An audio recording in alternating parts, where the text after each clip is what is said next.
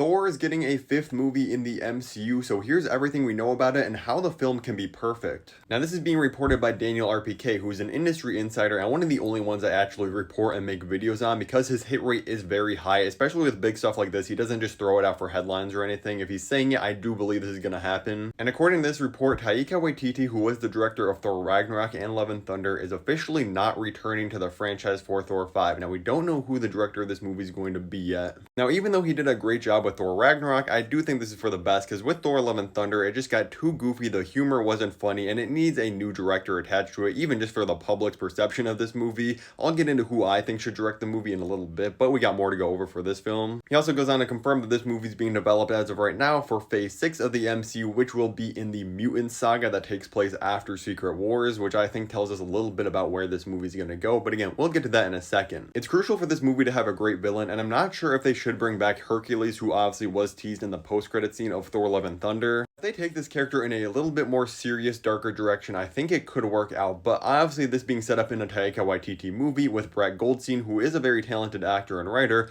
but more known for comedy stuff. Obviously, he does write a lot of really serious stuff like Shrinking 2, but he's known for his comedy roles, and I feel like they were definitely planning on having Hercules be a comedic villain. But now that we know that Taika Waititi isn't returning, they either need to take this character in a new direction or just give us a straight up new villain and have this be one of the countless abandoned plot lines in the MCU that got set up in a post-credit scene. Second thing we absolutely need this movie to be is more serious than Thor Love and Thunder, but I feel like it's important to strike a good balance because you don't want to go just super dramatic and overly Shakespearean like the early Thor movies. Like, again, remember Thor Ragnarok was still a great and genuinely funny movie. You just gotta strike the balance between the humor and serious moments that Thor Love and Thunder did. So I don't think you need some like super melodramatic Thor movie. There's a lot of people that could direct this movie, obviously. I think my favorite pick is George Miller, who obviously Chris Hemsworth worked on with Furiosa. He's known for his Mad Max movies. I think the tone of this would fit Thor perfectly. The Mad Max movies are absolutely brutal. The action is crazy from start to finish, but while they are very serious at times, they are also just so insane and do have some like honestly silly moments in them from just things happening in the world, and some of the characters are like cartoonish,